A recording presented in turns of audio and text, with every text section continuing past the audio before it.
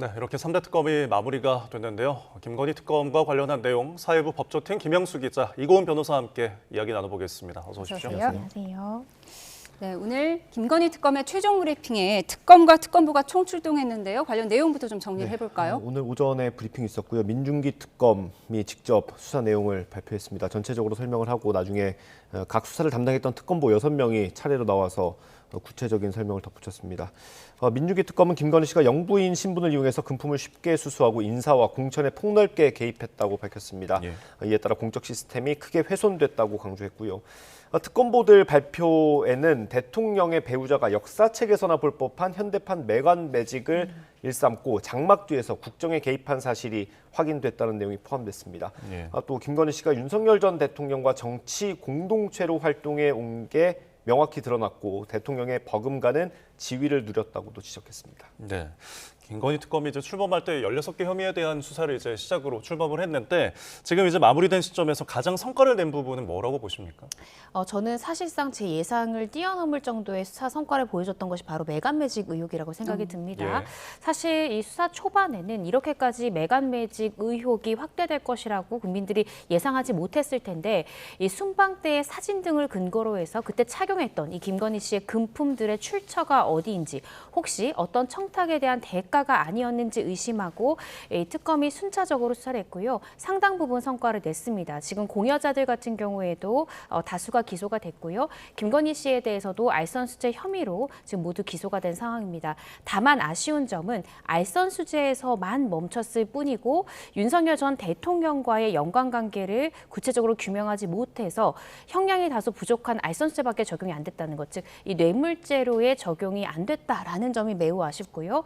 향후에 경찰로 지금 공이 넘어갔지만 사실상 기소 이후의 강제 수사 같은 경우엔 그런 강제 수사로 획득한 증거가 증거능력이 없다는 것이 법원의 태도입니다. 따라서 경찰에서 이후 수사를 한다 하더라도 강제 수사를 통해서 추가적으로 확보할 수 있는 증거가 없다라는 점에서 사실상 이 뇌물죄로의 수사가 지금 막힌 것이 아닌가. 경찰이 수사를 하더라도 뇌물죄로의 이 죄명 의율 변경이라든지 윤 전 대통령에 대한 기소가 사실상 어려워진 것이 아닌가라는 점에서 우려가 드는 것도 사실입니다. 예, 오늘 특검은 현대판 매관 매직이라는 말도 했는데 매관 매직 의혹을 밝혀낸 게 가장 큰 성과지만 뇌물죄 적용을 하지 못한 것이 아쉽다라고 말씀을 해주셨어요. 이 부분 좀 구체적으로 설명해 주시죠. 네, 김건희 씨가 받은 금품들이 워낙 많았고 또 공직 임명과 관련된 것들이라서 사실 특검도 뇌물죄를 염두에 두고 수사했던 게 사실입니다. 특히 김상민 전 검사로부터 받은 이유한 화백의 그림 같은 경우는 김건희 씨를 조사할 때 뇌물죄 혐의 피의자로 조사하기도 했습니다. 최근 윤석열 전 대통령에 대한 소환 조사를 했는데 윤석열 전 대통령이 모든 혐의를 부인했습니다. 김건희 씨가 받은 금품에 대해서 모른다라고 했습니다. 결과적으로 그 특검은 윤석열 전 대통령과의 연관성을 밝히지 못해서 뇌물죄를 적용하지 못한 거죠. 특검이 오늘 브리핑에서 이런 표현을 했습니다. 대통령 배우자의 헌법 질서 파괴 행위를 전혀 예측하지 못한 기존 법률의 한계로 인해 합당한 처벌에 크게 부족함이 있음을 안타깝게 생각한다. 그러니까 특검이 지금까지 수사한 걸 좀 종합적으로 보면 영부인이, 그러니까 선출되지 않은 권력이죠. 영부인이 어떤 권한을 행사하면서 금품을 받았는데 그걸 처벌할 수 있는 게 마땅한 법률이 없었던 거예요. 근데 알선수재로 처벌할 수 있기는 하지만 형량이 5년 이하이기 때문에 오늘 특검 관계자 설명으로 보면 마지막에 몰아서 기소했던 알선수재 혐의 여러 개에는 가중을 하더라도 7년 6개월밖에 안 된다는 겁니다. 권력형 범죄고 수억 원의 금품을 받았는데 그 정도밖에 처벌하지 못한다라는 거에서 좀 특검이 안타까움을 나타냈고 그래서 좀 법적으로 좀 보완할 필요가 있다라고 했는데 아마도 알선수재보다는 조금 더 강하고 뇌물죄에 버금가는 어떤 처벌이 필요하다라는 부분을 좀 나타낸 걸로 볼 수 있습니다. 네, 그러니까 알선 수재 혐의로 이제 기소를 했고 윤 전 대통령과의 연관성은 이제 밝히지 못했는데 그러다 보니까 마지막까지 집중은 했지만 기소로 이어지지 않았어요. 그러면 특검에서는 왜 재판으로 넘기진 않았을까요? 결국 뇌물죄로의 수사가 불가능했던 것은 제가 생각하기로는 윤 전 대통령과의 공모관계를 규명이 좀 어려웠던 점이 있을 것 같습니다. 일단 구체적인 청탁이 있었다까지는 상당 부분 규명이 됐는데 그 대가성이라는 그 구성 요건을 밝히기에는 좀 부족했던 것 같고 예. 특히 윤 전 대통령이 공범관계가 성립이 돼야만 이 뇌물죄 행위 주체는 공무원이지 않습니까? 근데 김건희 씨 같은 경우에는 공무원 신분은 아니기 때문에 단순히 영부인이기 때문에 결국 뇌물죄로의 이 죄명이 변경되기에는 윤 전 대통령과의 이 공모관계의 규명에 좀 다소 부족했던 점이 있지 않을까 싶습니다. 근데 예. 조금 아쉬운 것은 윤 전 대통령과 김건희 씨는 부부관계라는 것이죠. 그래서 부부관계상 사실상 어떠한 물증을 남긴 채로 공모관계를 규명하는 건 사실상 어렵습니다. 왜냐하면 함께 있는 공간에서 서로가 어떤 직에 대해서 특정한 자에게 어떤 임명을 밀어주고자 했을 때 텔레그램으로 이야기하기보다는 같이 있는 공간에서 이야기를 나눴을 가능성이 있거든요. 네. 그리고 지금 김건희 씨가 받았던 금품들 대다수가 어떤 직에 임명을 해주겠다. 어떤 사업에 대해서 국가와 계약을 맺어주도록 하겠다. 그리고 실제 실현된 것들이 많습니다. 그렇다라고 한다면 그러한 임명을 할 수 있는 권한이 김건희 씨에게 없다면 예. 그러면 이것이 실현됐을 때에 윤석열 전 대통령의 입김 없이 또 김건희 씨가 옆에서 A라는 자에 대해서 이 직을 줘라라는 식의 어떠한 협의가 없이 이것이 가능했겠느냐라는 점을 봤을 때 저는 조금 더 특검에서 과감하게 이 뇌물죄로의 기소를 추진했더라면 어땠을까라는 생각이 듭니다. 최소한도 주의적 공소사실과 예비적 공소사실로 나눠서 네. 주의적으로는 뇌물수수의 공범으로 보고 예비적으로는 알선수재로 간다면 최소한도 예비적 공소사실 부분에 대해서는 또 유죄 부분이 강하게 지금 확률이 지금 우리가 점쳐볼 수 있는 상황이기 때문에 이렇게 갔었다면 조금 더 좋지 않았을까 싶고요. 사실상 기소 이후에는 동일한 사실관계에 대해서 강제 수사도 불가능하지만 예를 들어 경찰이 이 뇌물죄로 윤 전 대통령을 기소한다고 했을 때 김건희 씨에 대한 죄명은 또 의율 변경, 공소장 변경을 거쳐야 됩니다. 예. 그런데 지금 이것을 과연 동일한 사실관계로 볼 수 있는가에 또 문제가 발생하는데요.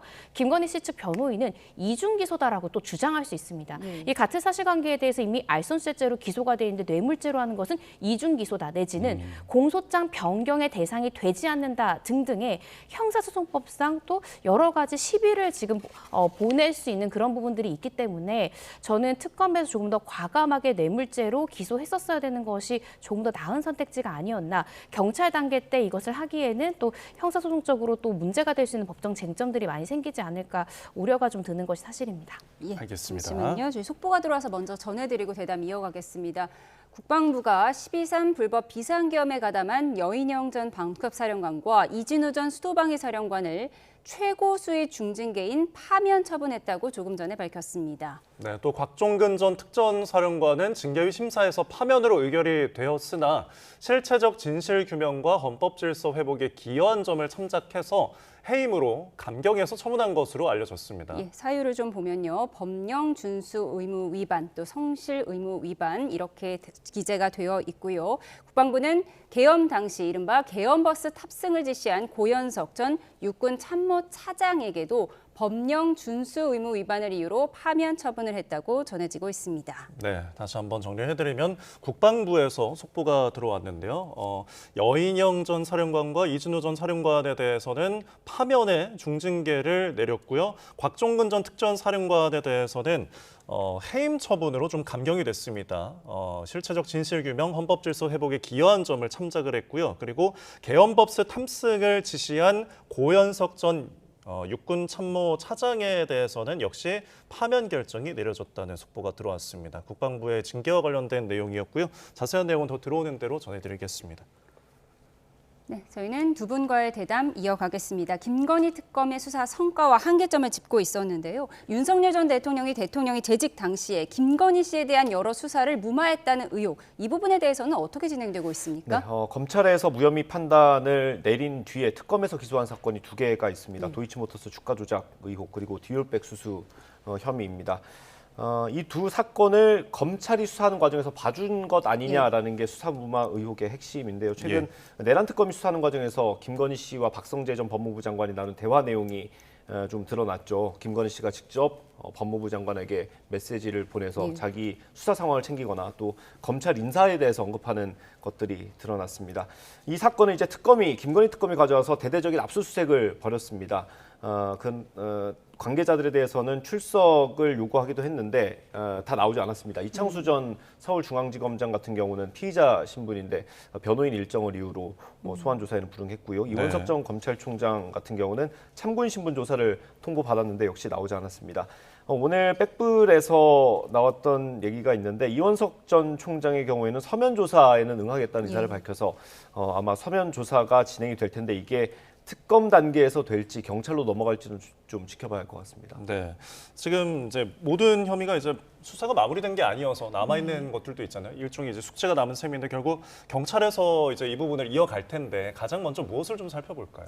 저는 특검이 규명했었어야 되는데 놓친 부분 중에 하나가 지금 방금 기자님께서 이야기하신 국민들이 많이 궁금해합니다. 김건희 씨가 자신과 관련한 사법 리스크를 해결하기 위해서 검찰총장도 마치 나의 부하 직원처럼 내 수사 상황이 어떻게 되냐 묻고요. 심지어 다른 사람의 수사 상황까지 묻고 재촉하는 그런 텔레그램 메시지까지 많은 국민들께 공개가 됐기 때문에 실질적으로 도이치모터스 주가 조작 사건도 또 디올백 수수 사건도 이 김건희 씨가 자신의 권력을 이용해서 무마했던 것은 아니냐. 또 이 과정에서 수사를 담당했던 검사들이 부안해동에서 도와줬던 것이 아니냐, 직권남용이 있었던 것이 아니냐라는 의혹에 대해서는 제대로 규명하지 못했습니다. 네. 압수수색만 했을 뿐이고 물증만 확보했을 뿐이지 그 물증 등을 기반으로 이창수 전 지검장이라든지 당시에 실제 수사했던 담당 검사를 피의자로서 조사해 보지조차 못했거든요. 그래서 경찰에서는 이러한 이 주가 조작 등 사건에 대한 어떤 사건 무마 의혹들에 대해서 규명하는 것이 가장 선결적으로 해결해야 되는 그런 쟁점이지 않을까 싶습니다. 특검의 미완의 수사를 경찰이 어떻게 이어나갈지 이제 지켜봐야 할 단계인데 민중계 특검, 김건희 특검은 유난히 3대 특검 가운데 잡음이 좀 많기도 했습니다. 네, 그렇습니다.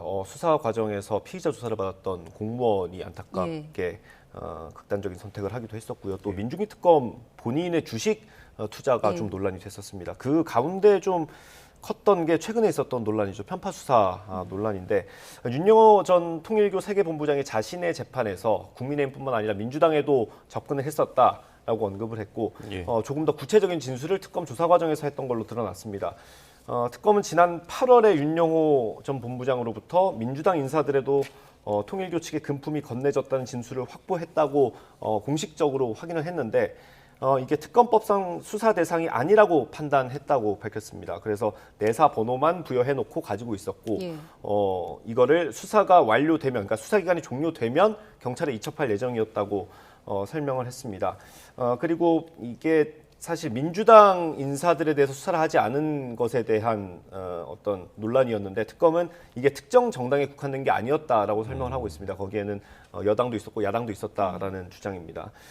또 사건을 빨리 이첩하지 않은 것에 대해서는 아까 말씀드린 것처럼 보통 이제 수사를 모두 마무리한 뒤에 남은 사건을 이첩하는 게 지금까지의 특검 관행이었다라고 설명을 하고 있습니다. 다만 이게 고발이 돼서 민중기 특검은 이제 앞으로 공수처의 수사를 받게 됐습니다. 최근에는 공수처가 김건희 특검을 직접 압수수색하기도 했고요. 아마 압수수색해서 확보한 자료가 좀 분석이 되면 특검이나 특검보, 파견 검사까지 아마 조사가 진행될 가능성이 있어 보입니다. 예, 여러 논란까지 계속 이어질 것으로 보입니다. 지금까지 김건희 특검과 관련해서 이야기를 나눠봤는데요. 김영수 기자와 여기서 인사 나누겠습니다. 네, 고맙습니다. 수고하셨습니다. 자, 주제를 바꿔서요. 3천만 명이 넘는 개인정보를 유출한 혐의를 받는 쿠팡 이 국회 청문회를 하루 앞둔 오늘 보상을 내놨습니다. 화면 보시죠. 자, 5만 원어치 보상금은 보시다시피 이렇게 4가지로 쪼개져 있습니다. 오전에 발표된 뒤에 종일 인터넷상에서 참 희한한 보상이다 이런 평가가 나왔습니다. 잘 아시는 쿠팡과 쿠팡 이츠에 각각 5천 원씩 2만 원이나 주는 이용권 한 장은 쿠팡 트래블 여행 상품 할인권이고요. 나머지 2만 원은 알럭스라는 중고 명품 구매 할인권입니다. 탈팡도 줄을 잇는 상황에서 여기서 2만 원어치씩 물건을 사야 되는 셈입니다. 네, 이런 쿠팡 보상안에 관심이 높았는데요. 이런 내용을 들여다본 소비자들은 황당하다는 반응이 줄을 이뤘습니다. 내 개인정보 값이 5만 원 아니면 만 원짜리냐? 쿠팡에서 더 돈을 쓰라는 셈이냐? 어떻게 한 탈퇴인데 5천 원에 다시 돌아가라는 말이냐라는 반응을 보였습니다. 네, 정보 유출 사태가 빚어진 지 한 달이 지났습니다. 이제 와서 보상안을 내놨는데 보상안 자체도 지금 논란이 되고 있어요. 우선 왜 이 시점에 이 보상안을 내놨을까요? 지금 사실상 정부에서 쿠팡을 상대로 여러 가지 카드를 꺼내고 있습니다. 어떤 세금과 관련한 조사도 하겠다라고 했고요. 청문회도 다시 열면서 김범석 의장에 대해서 직접 출석할 것을 국회의원들이 강하게 요구하고 있는 상황입니다.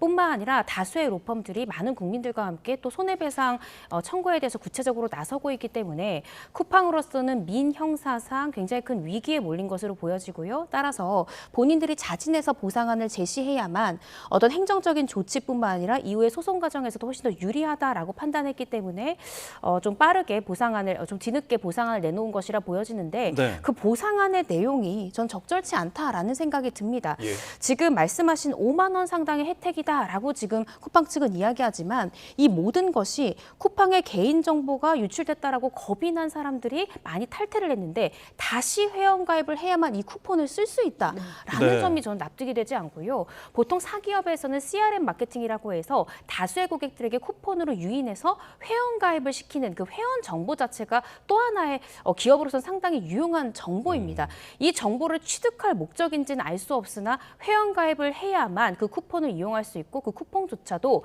지금 다수의 국민들이 이용하는 쿠팡에서는 5천 원밖에 쓸 수 없고요. 네. 쿠팡 트래블이라는 것은 사실 여행 상품으로 5만 원으로 구입할 수 있는 여행 상품이 있을까? 이것은 5만 원을 상회하는 상품의 구입을 유도하고 새로운 회원가입 정보를 얻으려고 하는 것이 아닌가라는 생각이 좀 들 쿠팡 정도의 트래블은 전 처음 네. 들어봤어요. 네, 그렇습니다. 이용자도 적고 이 김에 새로운 회원들을 확보하고자 네. 하는 의도가 아닌가라는 생각이 들 정도고요. 알럭스라는 것은 명품 화장품이나 이 명품들을 구매할 때 쓰는 것인데 보통 5만 원을 상회하는 상품들이 대다수입니다. 그래서 네. 쿠팡이 이것은 새로운 매출을 또 창출하기 위한 새로운 회원을 가입시키기 위한 하나의 방법이 아닐까? 이것을 과연 보상안이라고 부를 수 있을까라는 의구심이 드는 보상안 방침이다라는 생각이 듭니다. 예, 결국은 무늬만 5만 원짜리고 실제로는 5천 원짜리 보상이다라는 좀 이런 질타가 이어지고 있습니다. 그런데 지금 손해배상 소송 이제 소비자들이 진행하고 있잖아요. 그럼 네. 이 보상안과 별개로 배상안도 좀 따로 진행이 될 수 있을까요? 네, 전 그렇다라고 생각합니다. 실질적으로 SKT에서도 다수의 이제 개인 정보가 유출되는 사건이 있었는데 그 사건에서도 소비자 분쟁위원회에서는 1인당 10만 원 정도의 보상이 타당하다라는 의견을 개진했거든요. 예. 또 지난 판례들을 살펴보더라도 이 쿠팡과 관련해서 민사소송 진행해봐야 되겠지만 최소 1인당 10만 원 이상의 아마 배상이 필요하다라는 판결이 나올 가능성이 상당히 높습니다. 그런데 문제는 쿠팡 측에서는 아마도 이렇게 소송이 본격화가 되면 아마 민사 조정에 회부해달라고 요청할 가능성이 있고요. 조정에 갈 경우에 우리가 보상안으로 제시했던 5만 원만큼은 일종의 상계 처리라고 해야 되죠. 10만 원 정도가 적절하다고 하면 우리가 보상했던 그 금액만큼은 빼달라라고 주장할 가능성이 있습니다. 그래서 네. 저는 이런 부분들까지도 염두를 해두고 구체적으로 보상안을 지금 내놓은 것이 아닌가, 향후 민사에서도 배상 액수를 좀 줄일 의도가 아닌가라고 조심스럽게 추측을 해봅니다. 예, 수사 상황도 좀 살펴보겠습니다. 그러니까 정보 유출자가 중국 하천해버린 노트북을 알아서 꺼내들었다라고 주장했던 그 부분이요. 근데 알고 보니 그 노트북을 또 자체로 포렌식을 했는데 이걸 경찰에 말하지 않았다고 합니다. 네, 맞습니다. 그러니까 경찰에서는 마치 지금 계속해서 쿠팡은 국가기관으로부터 지시를 받아서 그리고 모든 우리의 어떤 수사 비슷한 이런 행위들이 국가와 협의를 했다라는 취지로 이야기를 했죠. 네. 근데 경찰에서는 우리가 지시한 바도 없고 사전에 이런 부분에 대해서 알지 못했다라고 이야기했습니다. 심지어는 20일에 넘겨받은 이 노트북에 대해서도 쿠팡에서는 자체 조사 결과를 발표하면서 노트북을 이 잠수부까지 넣어서 노트북을 취득한 다음에 자체 포렌식을 해서 그 이후에 수사기관에다 제출했다라고 이야기를 했는데 경찰에서는 이야기한 것이 우리에게는 그 입수 경위를 설명을 할 때 자체 포렌식했다라는 말은 쏙 빼놨다는 겁니다. 근데 예. 이 부분은 굉장히 중요하거든요. 물론 같은 물품에 대해서 여러 번 포렌식을 돌릴 수는 있지만 최초의 포렌식을 돌릴 때 가장 많은 정보가 나오는 것이 통상적입니다. 네. 그렇다라고 한다면 수사를 담당하고 있는 경찰에서 가장 최초로 노트북을 포렌식을 해야만 가장 많은 정보를 생생하게 취득할 수 있는 것인데 쿠팡에선 그러한 사실을 경찰에 알리지도 않고 자체 포렌식을 했다는 것은 어떤 의미냐면 쿠팡에서도 아마 다수의 인원들이 수사를 받을 것으로 예상이 됩니다. 예. 내가 수사받을 상황에 대한 물증을 내가 먼저 확보하고 수사기관에 제출한 것이거든요. 그러면 먼저 자체 포렌식을 통해서 획득한 증거를 가지고 수사기관이 물을 질의응답을 미리 예상해보고 출석할 수 있다는 가능성이 있습니다. 그리고 포렌식 과정 중에 일부 자료가 삭제됐을 가능성도 있거든요. 그래서 네. 경찰에서는 이 부분에 대해서 우리도 포렌식을 해볼 텐데 포렌식 과정 중에 어떤 허위 부분이 나온다던가 또 임의적으로 조작했던 부분이 나온다면 공무집행 방해 등의 혐의로 입건할 수 있다라고 경고했습니다. 그래서 포렌식을 한번 해보면 포렌식 과정 중에 일부 자료가 소실됐는지 이런 부분 알 수 있기 때문에 그런 부분들을 통해서 어떤 조작의 가능성이 있다면 이 부분에 대해서는 엄격하게 처벌해야 되지 않을까 싶습니다. 네. 그리고 쿠팡이 보도자료에서 계속 이제 정부에 따라서 지시를 받았다 뭐 이렇게 하는데 그 정부가 YTN 단독 보도에 따르면 이제 국정원인 것 같은데 이 반발하고 있는 내용도 나왔죠. 네, 그렇습니다. 근데 조금 아쉬운 것은 국정원에서 조금 경찰이랑 소통을 하면서 쿠팡과 이야기를 나눴으면 어땠을까? 왜냐하면 국정원이 수사를 할 수 있는 것은 한계가 있지 않습니까? 구체적인 수사는 경찰이 진행하는 것이기 때문에 국정원에서도 쿠팡과 이야기를 나눌 때 경찰 수사 진행 사항을 차분히 확인을 하고 소통하면서 했더라면 이런 불상사가 없었을 것 같은데 일단 쿠팡에서는 국가기관으로부터 지시를 받아서 나는 이러한 증거를 획득했고 심지어 범인을 특정했고 범인으로부터 자백을 받아오라고 해서 우리는 자백까지 받아서 진술서까지 취득해서 수사기관에 제출했다라는 것이 이 쿠팡의 주장입니다. 근데 이 네. 부분에 대해서 국정원은 지시를 할 만한 우리가 위치도 아니고 지시한 적이 없다라고 이야기했거든요. 그렇다라고 한다면 사실상 쿠팡에서 일부 허위 사실에 대해서 이야기했을 가능성이 있고요. 그리고 네. 제가 가장 우려하는 것은 범인으로 특정된 사람에게 내 진술서를 통해서 어떤 진술에 대한 회유가 있었던지 이런 부분들에 대한 수사도 좀 필요한 시점이 아닌가 싶습니다. 알겠습니다. 쿠팡 이야기까지 이고은 변호사와 함께했습니다. 오늘 말씀 고맙습니다. 고맙습니다.